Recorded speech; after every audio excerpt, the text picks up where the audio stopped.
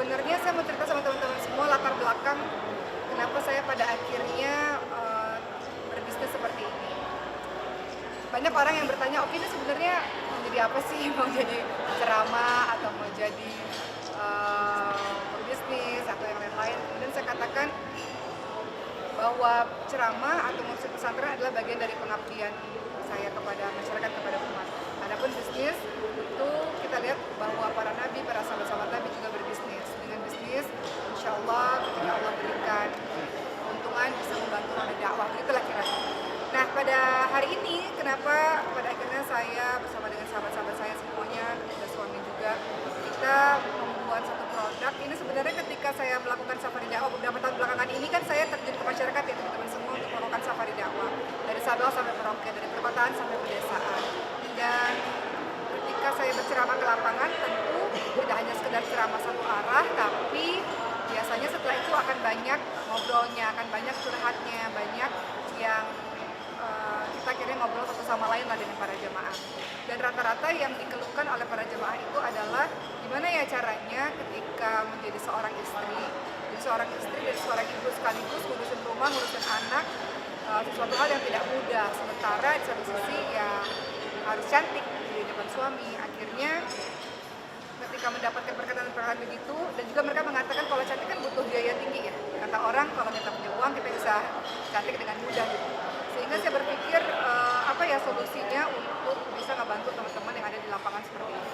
Akhirnya alhamdulillah berkolaborasi dengan Dr. Rizky, ada suami juga, kemudian ada Mas Ardian, ada Bang Dev juga. Alhamdulillah kita ngobrol dan kita pikir kita harus menemukan satu solusi untuk teman-teman di luar sana yang menginginkan tetap cantik tapi harga terjangkau dan simple gitu. Karena biasanya perempuan-perempuan yang beribet di urusan rumah tangga, urusan anak itu biasanya sibuk ngurusin berbagai macam hal sehingga perlu produk-produk yang simple. Akhirnya alhamdulillah hari ini kami meluncurkan satu produk yang memang fungsinya adalah untuk secara spesifik untuk menghilangkan flek hitam. Kenapa? Karena flek hitam itu ternyata banyak loh di wajah-wajah kita nih teman-teman semua. Dikarenakan paparan sinar matahari, dikarenakan radiasi, karena gadget, karena TV, karena kompor bagi teman-teman yang suka masak, ataupun karena hormon, perubahan hormon ya, karena melahirkan, menyusui, kemudian hamil, sehingga flek-flek hitam itu ada di wajah-wajah kita. Jadi saya pikir kenapa kita nggak buat satu produk menjawab permasalahan dari masyarakat yang secara spesifik untuk menghilangkan flek-flek hitam. Alhamdulillah hari ini acara berjalan dengan lancar.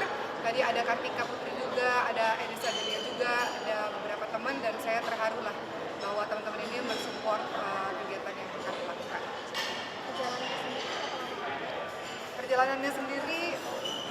Perjalanannya sendiri mulai dari menemukan masalah kan kita membuat sesuatu itu harapannya bisa menjadi solusi dari permasalahan yang ada, solusi dari para ibu-ibu yang punya flek hitam. Dan saya juga nggak nyangka loh bahwa tadi teman-teman yang datang, termasuk Mbak Asma Nadia juga tadi bilang, ini aku pasti pakai nih soalnya aku banyak flek katanya kayak gitu. Terus juga teman-teman tadi udah pada WhatsApp, mereka juga mengatakan punya problem yang sama, punya flek hitam atau kusam gitu ya.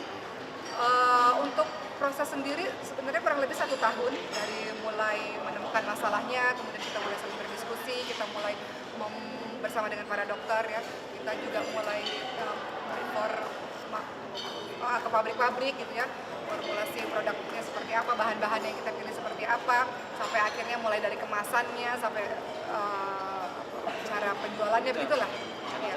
Channel-channel penjualannya itu kan semuanya nggak instan. Alhamdulillah ada orang-orang yang hebat-hebat yang kita saling berkumpul satu sama lain untuk bisa mengeluarkan produk itu sampai hari ini alhamdulillah bisa launching kami bersyukur.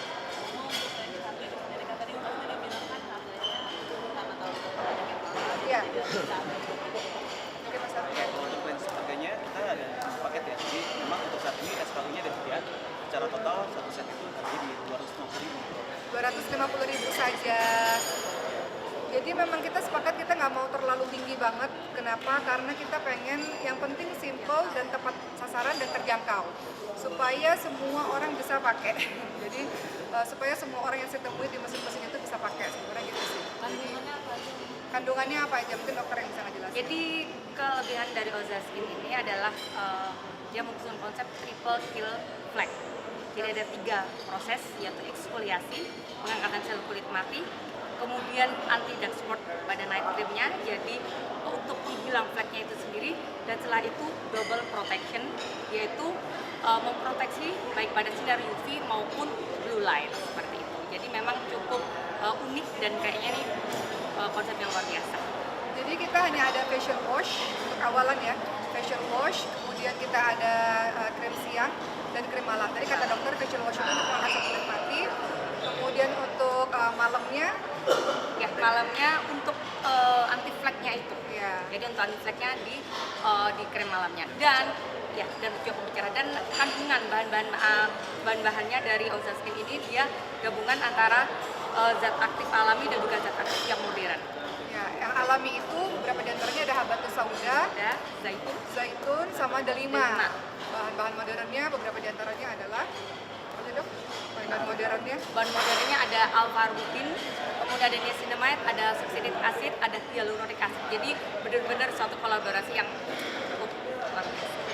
ya, jadi kita pikir seperti habatus sauda, zaitun maupun delima sudah disebutkan di dalam Al-Quran. Kenapa kita nggak mengkombinasikan dengan bahan-bahan yang saat ini modern ya, yang mulai dikenali oleh masyarakat.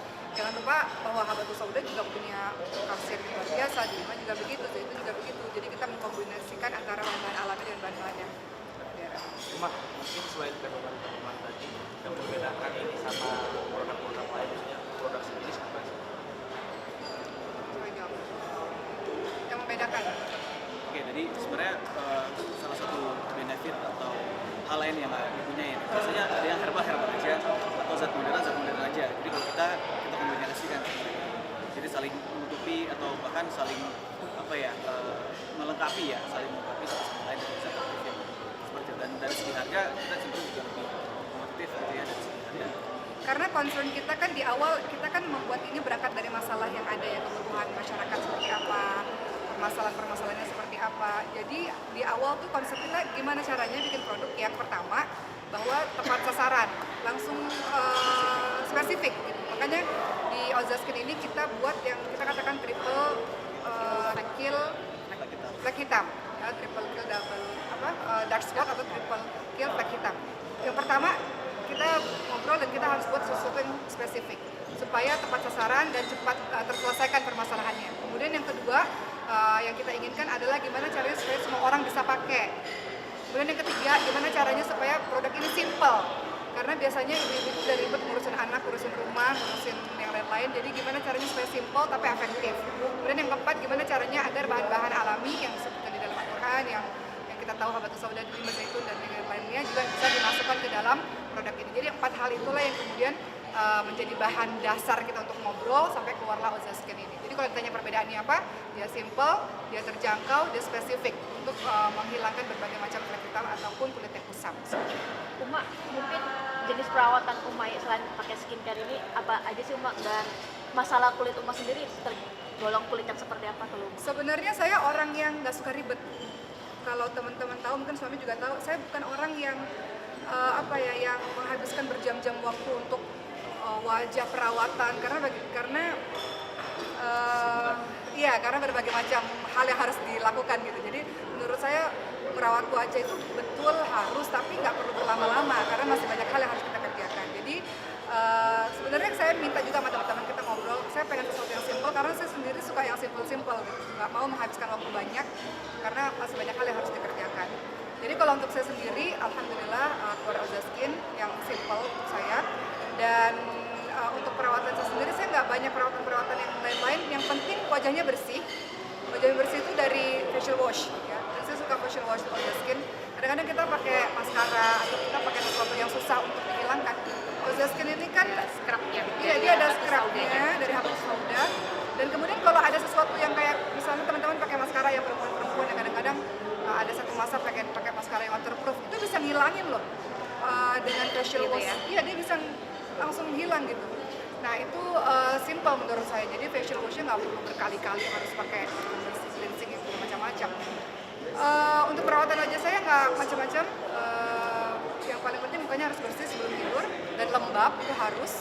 Besok paginya yang paling penting adalah saya tahu saya berkegiatan walaupun di dalam rumah tetap cahaya matahari masuk. Saya main handphone atau saya lihat handphone, radiasi juga masuk. Jadi Jadi saya memastikan sebelum saya pakai krim siang yang ada proteksinya, wajahnya harus bersih juga dengan facial wash. Jadi intinya wajah bersih, baru kita bisa pakai krim-krim yang saya pakai Oza Skin pada saat ini. Merawat wajah itu wajib ya, Mbak? Wajib dong. Wah. Jadi ini langkah awal sebenarnya ya Uma ya, langkah awal buat yang pengen mencoba skincare, baik selama ini belum pernah pakai skincare, ini adalah langkah awal karena simpel. Iya. Ya, karena simpel. Betul, air wudhu itu bagus, membersihkan, betul. Tapi juga nggak ada salahnya untuk kita bisa menambah dengan yang lain-lain. Bukankah Siti Aisyah radhiyallahu anha, istrinya Nabi, juga menjaga kecantikan dengan makan timun, dengan makan makanan yang sehat-sehat, dengan mengkonsumsi yang baik-baik di wajahnya atau di tubuhnya. Begitu pula dengan kita. Bukan berarti kita cukup saja dengan ibadah bisa bikin cantik, betul, Masya Allah, qiyamul lail atau sholat malam, baca Quran, hati yang bersih bisa bikin cantik, betul. Tapi kan yang luar juga harus seimbang. Kalau saya pribadi, bukan orang yang menghabiskan banyak waktu untuk skincare dan perawatan, tapi saya juga peduli dengan itu. Karena mungkin bagi usia-usia yang masih muda nggak terlalu banyak masalah ya, cuman kan harus dirawat dari sekarang untuk bisa punya kulit yang kenyal, yang sehat, di usia 30, 40, 50, seperti itu. Ini sekarang gimana? Mobilnya banyak ya, karena memang kita direct ke customer saat ini. Jadi bisa ditemukan di Shopee, Lazada, Ongoing, kemudian di marketplace seperti TikTok nanti kalau misalnya datang, insya Allah kalau nggak salah sebelum 11 sudah ada. Terus di Google Ads atau Facebook Ads gitu ya, jadi itu bisa langsung ke bio-nya Mbak Oki juga. Kalau misalnya masuk ke link bio-nya itu bisa langsung customer service kita, dan kita juga sifatnya nanti konsultasi dulu, nggak perlu langsung beli gitu ya, gratis konsultasinya.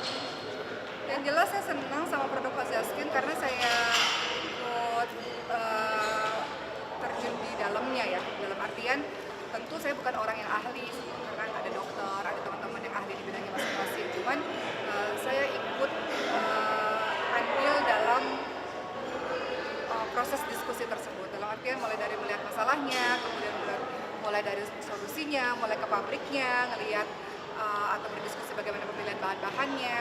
Jadi mudah-mudahan apa yang kita ikhtiarkan bisa diterima baik sama masyarakat, insya Allah. Dan yang paling penting sih sesuai dengan slogan kita ya, triple kill, flag hitam. Mudah-mudahan sejauh ini sih 1 tahun ini uji coba, alhamdulillah baik ya, responnya baik. Kita udah uji coba. Semua pegawai kita cobain. Jadi tadi hari pertama sih di 50 orang ya, dan itu setiap hari kita follow up, kita tanyain gitu ya, bahkan mereka juga harus melampirkan fotonya mereka di depan, kanan kiri. Ya karena alhamdulillah sudah diuji coba, jadi alhamdulillah lebih percaya diri untuk bisa launching kepada masyarakat. Karena produknya harus bagus, sebenarnya harus bisa menjual menjual dirinya sendiri sih. Produk kita ini hanya bantu distribusi. Jadi biar nanti waktu saat mereka beli, mereka juga melakukan repeat order. Iya. Nanti mereka puas dengan produk kita. Jadi kalau teman-teman yang mau nanya kegiatan saya apa aja, sebagai teman-teman tahu kegiatan saya seperti pesantren, tapi di satu sisi ada beberapa bisnis yang saya jalankan karena bagi saya bisnis penting, karena bisnis yang akan bisa menghidupkan roda-roda dakwah seperti itu. Thank you, terima kasih. Banyak. Ya. Mana seperti apa sih Uma melihatnya sendiri? Ya, saya juga orang yang setiap hari juga mengikuti perkembangan Palestina, dan nggak cuma saya ketemu sama banyak orang. Setiap kali kita ketemu, kita ngalir lagi air mata. Bahkan seperti acara pada hari ini, kita lagi ada acara, terus kita ngomongin Palestina sebagai seorang ibu ya. Sebagai seorang kakak yang mungkin punya adik, sebagai seorang anak yang punya orang tua. Jadi saya tahu bahwa perasaan ini nggak saya sendiri, bermiliaran orang memiliki perasaan yang sama seperti saya, perasaan sedih dan perasaan yang mungkin ada perasaan bersalah karena nggak bisa berbuat banyak. Jadi isu Palestina adalah isu soal kemanusiaan, yang mana setiap orang yang melihat pasti meneteskan air mata. Dan kami tahu bahwa kami tidak bisa berbuat banyak selain doa, dan biasanya saya akan menyampaikan itu di ceramah-ceramah saya. Setidaknya kita ini Indonesia pengguna sosial media yang cukup besar. Kalau kita nggak bisa melakukan banyak hal, kita nggak bisa turun ke sana secara langsung pada saat ini, atau nggak bisa berdonasi dengan sangat banyak misalnya, setidaknya kita ikut memberikan atau men-share berita-berita terupdate yang ada di Palestina, khususnya di Gaza, supaya orang-orang tidak lupa dengan Palestina. karena kalau berita itu tidak di-share, karena teman-teman jurnalis yang ada di Gaza Palestina ketika sama seperti teman-teman jurnalis pada hari ini mengambil berita itu kan tidak mudah dalam kondisi yang seperti itu, apalagi teman-teman kan ngerasain lah sebagai seorang jurnalis nggak mudah dapat berita. Begitu pula teman-teman kita di Gaza, para teman-teman pers itu ketika mengambil gambar, mengambil video, mereka harus rela, mungkin satu hari nanti mereka yang tidak selamat atau keluarga mereka yang harus tidak selamat. Teman-teman udah tahu berita itu. Jadi mereka mengorbankan dirinya, keluarganya untuk bisa mendapatkan berita agar di-share-kan ke seluruh dunia. Tugas kita nggak susah kok. Tugas kita sebagai seorang yang punya sosial media, apalagi teman-teman yang mungkin punya followernya banyak atau influencer, nggak susah. Teman-teman hanya sekedar men-share berita itu supaya orang-orang nggak lupa tentang apa yang terjadi di Gaza Palestina, supaya teman-teman di Gaza Palestina nggak merasa sendiri, nggak merasa berjuang sendiri. Jadi bagi saya penting untuk saya maupun kita semua yang punya sosmed, siarkan aja beritanya, setidaknya menunjukkan empati simpati sebagai sesama manusia. Umat ikut memboikot produk dari Israel kan? Ya, untuk memboikot produk-produk dari Israel itu sebagai salah satu sarana untuk ini aja deh. Kita ini kan di Indonesia banyak banget produk-produk lokal dan kita mendukung produk-produk UMKM dan itu dari kita untuk kita. Dan Indonesia ini kaya banget, orang-orangnya hebat banget, mereka kreatif, mereka punya produk yang bagus. Saya nggak ngomongin masalah-masalah yang lain, saya cuma mau ngomongin cintai produk Indonesia karena itu akan kembali kepada diri kita sendiri insya Allah. Dan kita punya produk semuanya yang lengkap. Jadi kalau kita punya produk-produk Indonesia yang kita tahu kembali untuk diri kita, negara kita, kenapa nggak kita cintai produk-produk Indonesia? Oke, Umat terakhir ini benar ya? Iya betul. Umat, kabarnya terakhir ini kan ada beberapa artis yang meng-like postingan soal Israel dari artis luar negeri. Umat gimana? Semua orang punya pendapatnya masing-masing, semua orang punya kepercayaannya masing-masing, itu hak bagi setiap orang. Bagi saya, tugas saya adalah bahwa saya meyakini apa yang saya yakini saya sampaikan dan saya suarakan. Untuk urusan orang lain itu urusan yang mereka, urusan saya sebagai seorang manusia, saya nggak bicara sebagai seorang muslim, sebagai seorang manusia, hati saya teriris melihat berita tersebut dan harus ada sesuatu yang saya lakukan, minimal saya men-share apa yang saya paham atau minimal saya bersuara dengan apa yang saya rasakan dan saya akan melakukan apapun yang saya yakini. Jadi untuk orang lain, urusan orang lain, urusan saya adalah saya mensuarakan apa yang menurut saya benar, yang menurut saya yakin. Udah ada teman-teman ya? Itu mau ada apa? Iya, betul. Teman-teman mohon doanya. Memang kemarin kami baru pulang dari Mesir. Saya dan Mariam kami baru menyerahkan dan melengkapi ijazah dokumen segala macam berkas-berkas karena kami memang berencana untuk bisa melanjutkan pendidikan di Mesir. Tapi memang semua itu masih rencana dan kami sampai hari ini masih menunggu kampus mana yang menerima untuk saya dan juga sekolah mana yang menerima Mariam. Jadi kalau memang Allah takdirkan kampus menerima, sekolah menerima, mudah-mudahan tahun depan bisa melanjutkan pendidikan ke sana. Jadi kan anak di bawah ya Umat? Untuk awal rencananya memang saya dan Mariam terlebih dahulu. Nanti kalau kita lihat, kalau memang semua lancar ya teman-teman semua, saya nggak tahu saya diterima atau enggak nih masalahnya. Namanya juga kita berusaha, kita apply gitu ya. Saya menyerahkan berbagai macam ijazah saya untuk melanjutkan sekolah kembali di sana, juga ijazah sekolahnya Mariam, rapotnya Mariam ditaruh ke sana. Cuman kan memang persyaratannya cukup besar ya, artinya kalau untuk Mariam pun di usia SD harus ada hafalan Quran yang sekian juz, harus ada kemampuan bahasa Arab, harus ada kemampuan bahasa Inggris. Jadi kita masih berusaha untuk apply. Adapun nanti kalau diterima, kalau semuanya berjalan dengan lancar, mudah-mudahan tahun depan bisa pindah ke sana. Kalaupun tidak diterima, ya kita tunggu sampai tahun-tahun berikutnya. Alasan sendiri ke Mesir dan Mariam Kenapa pilih Mesir? Mesir punya nilai tersendiri dalam hati saya, artinya sejak tahun 2008 saya main film Ketika Cinta Bertasbih ketika itu dan bolak-balik pergi ke Mesir. Saya memerankan karakter Ana Altafunusa dalam film Ketika Cinta Bertasbih itu sekitar 4 tahun sebagai seorang mahasiswi Azhar pada saat itu. Jadi Mesir punya punya tempat tersendiri di hati saya. Mesir istimewa yang saya nggak bisa jelasin, beda dengan negara-negara lainnya. Mungkin karena ada Azhar, kampus Azhar di sana, mungkin karena banyak ulama-ulama hebat di sana, banyak orang-orang saleh di sana, dan banyak orang Indonesia di sana. Saya ngerasa nggak kayak di mana-mana, saya ngerasa kayak di rumah sendiri gitu. Dan ditambah lagi kami punya asrama pesantren ada di Mesir. Jadi ada murid-murid santri-santri ada di Mesir, sehingga kita rasa Mesir itu paling dekat hubungannya dengan hati saya. Teman-teman apakah anaknya sakit ini Alhamdulillah. Saat ini memang Sulaiman dalam keadaan yang stabil, dalam artian alhamdulillah Sulaiman sehat, walaupun memang dalam kata sehat itu masih ada obat yang harus diminum, suntikan yang harus disuntik setiap hari, kontrol dengan para dokter. Dan alhamdulillah selama 2 tahun ini Sulaiman dalam keadaan yang stabil. Jadi saya pikir kalau ada rezeki kan bukan berarti di Mesir tuh nggak pulang-pulang gitu ya. Di Mesir itu kan kalau ada rezeki bisa pulang, dan nggak semua keluarga dibawa ke Mesir untuk awal-awal. Jadi saya pikir untuk kita menuntut ilmu harus ada sedikit yang dikorbankan untuk awal, sehingga mungkin rencananya saya dan Mariam terlebih dahulu kalau ngeliat keadaan sudah mulai oke, sudah mulai tenang, mungkin beberapa bulan kemudian, Allahu a'lam, rencana kami beberapa bulan kemudian anak satu menyusul. Ada yang dari mama suami. Iya, memang ya kalau namanya kita menuntut ilmu pasti harus harus ada sesuatu yang dikorbankan dalam beberapa saat, gak selamanya loh teman-teman semua, dalam beberapa saat.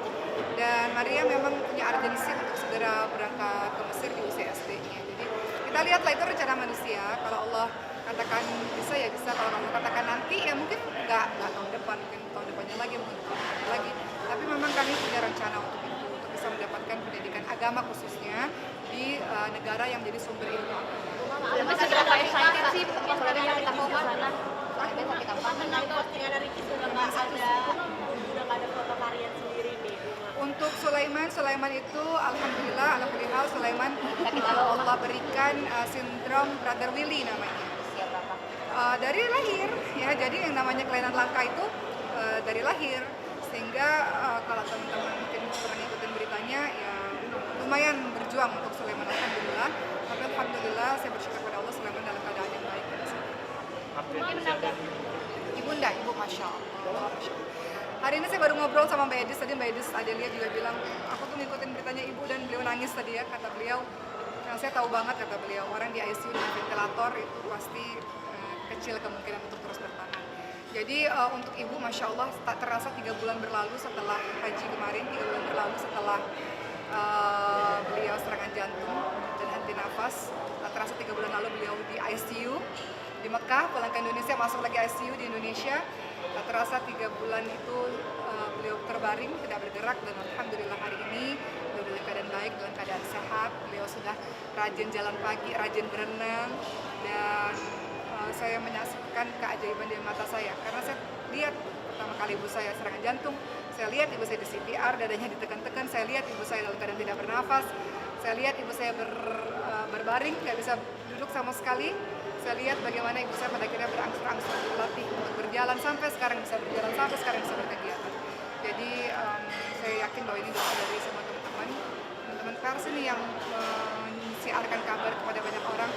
Sampai tadi juga ada seorang teman Mbak Edis tadi bilang, aku juga doain Koki, katanya lewat dari TV aku lihat beritanya aku doain. Jadi saya tahu ini doa dari banyak orang.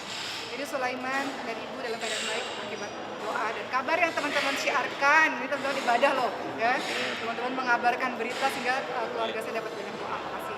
Tapi S2 di Mesir mau jurusan apa? Di Mesir jurusan apa yang jelas jurusan agama. Nah, Nama tepatnya Mi? sebenarnya kemarin itu mau daftar lagi S1 lagi, cuman kata dekannya melihat ijazah kamu nggak perlu lagi S1 lagi, kamu bisa langsung S2 atau bisa S3 lagi, kata beliau. Cuman kita lihatlah bagaimana hasilnya. Saya nggak bisa ngomong banyak karena saya belum dapat secara tertulis loh, saya keterima di kampus tersebut gitu. Kampus apa? Ya boleh. Ada beberapa kampus di Mesir yang saya apply, teman-teman mohon doanya. Saya sangat mencintai Mesir dan saya sangat mencintai orang-orang Mesir, saya sangat mencintai ulama-ulama di sana, dan mudah-mudahan bisa menambah ilmu lagi supaya kembali ke Indonesia bisa memberikan yang lebih baik kepada masyarakat.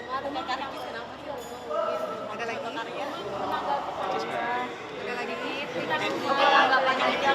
Dari keluarga mungkin. Oh iya, ibu sampai hari ini masih bolak-balik ke rumah sakit, alhamdulillah, tapi dalam keadaan stabil. Sebenarnya ibu tuh saya pindah ke Mesir, so sebenarnya ini rencana kami dari bertahun-tahun yang lalu. Karena ibu juga guru Qurannya dari Mesir sebetulnya. Namun kata ibu, kita lihat keadaan sejauh ini sih ibu memang masih pengen tinggal di Mesir barengan sama saya, kalau Allah takdirkan. Tapi kita lihat dulu, kalau ibu masih bolak-balik berobat di Indonesia ya kita akan tahan dulu ibu masih di Indonesia. Cuman ibu masih punya keinginan sih. Tapi dari rumah sendiri memperbolehkan. Saya pengen ibu saya sama saya, adik-adik saya pengen ibunya sama mereka. Jadi kita rebutan. Jadi saya bilang ibu sama Boki atau Mesir, adik-adik saya bilang enggak, ibu di Indonesia aja sama kita, katanya. Jadi kita lihat tergantung ibu. pesawat direct juga kan dari Mesir ke Indonesia. Kalau nanti diterima berarti istilahnya juga diajar. Kalau nanti keterima, alhamdulillah, amin ya Allah. Kalau Allah terima saya sekolah di Mesir, Allah terima Mariam sekolah di Mesir, nanti satu persatu adik-adiknya akan dibawa juga. Masuk sekalian Ada lagi? kan terakhir kan kemarin lulusan dari karantina 1 sampai 15 ya, udah ada kemajuan Ya, Ibu sampai hari ini teman-teman semua pokoknya udah jam 5 pagi itu pasti sudah terdengar suara nyaringnya Ibu, karena jam 5 pagi Ibu udah mulai ngaji sama gurunya sampai malam. Jadi jam 5 pagi di suara Ibu tuh di kamar Ibu tuh udah terdengar suara ngajinya beliau. Jadi yang muda-muda termasuk saya malu kalau jam 5 pagi belum ngaji karena ibu saya udah nyaring suaranya dari dalam kamar. Berarti istilahnya mau dibawa ke masjid juga. Tentu kalau kepindahan itu kan banyak hal yang harus dipikirkan ya teman-teman. Pertama sekarang kami harus mikirin sekolahnya dulu. Kemudian kami mikirin tempat tinggalnya seperti apa. Nah untuk Sulaiman, saya sebelum Sulaiman dibawa nanti kalau Allah takdirkan ke Mesir, saya harus tahu dulu dokternya yang mana-mana. Karena kan di Indonesia dokternya banyak Sulaiman. Saya harus tahu dulu rumah sakit yang mana, dokternya kan nggak cuma satu, dokternya ada beberapa. Jadi sebelum pada akhirnya nanti kalau Allah takdirkan anak-anak semuanya pindah, saya harus memastikan semuanya saya tahu dulu. Makanya untuk lebih aman biar saya sama Mariam terlebih dahulu. Di sana juga banyak teman-teman yang siap bantu kita. Jadi kalau kita sudah mulai terbiasa dengan keadaan di sana, bisa buat anak insya Allah. Rencana tahun depan ya? Amin, kalau keterima, rencananya tahun depan. Kalau nggak keterima, ya kami belajar dulu di Indonesia, apply lagi, ikut tes lagi. mungkin yang dicari lagi di sana. Niatnya kenapa mau belajar di luar? Karena semakin kita belajar, semakin kita nggak tahu apa-apa. Semakin kita belajar, semakin kita ngerasa bodoh banget. Semakin kita belajar, semakin kita tahu ilmu itu luas. Jadi kita sangat kerdil, sehingga perlu untuk terus menambah ilmu. Dan untuk di negara Arab adalah kalau mau belajar ilmu agama ya harus dari sumbernya. Untuk mendapatkan bahasa yang lebih fasih, kan untuk bertemu dengan guru-guru yang luar biasa, untuk mendapatkan networking misalnya dunia internasional, untuk bisa membawa dakwah lebih luas. Jadi saya pikir penting lah. Kemarin ke Durian jalan-jalan ya sendiri juga sama. Kemarin ke Durian jalan-jalan